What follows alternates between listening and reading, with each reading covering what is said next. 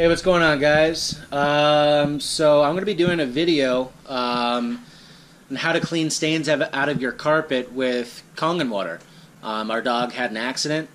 Guess he wasn't feeling well, so he vomited and pooped on the ground. And yeah, so this is the stain. What I'm going to be doing right now is taking the 2.5 to disinfect first.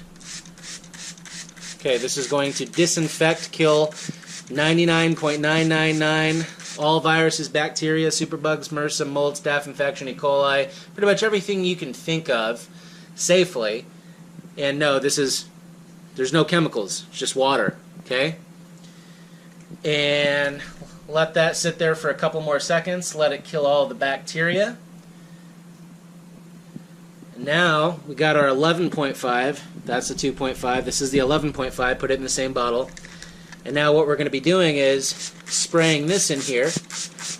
And this immediately removes the stain. So if you let that sit for a couple of minutes, it's a good idea to scrub, scrub, scrub, scrub, scrub. Scrub that out. All directions. A little bit more 11.5. And we'll be back in about 10-15 minutes and we'll show you it'll be gone.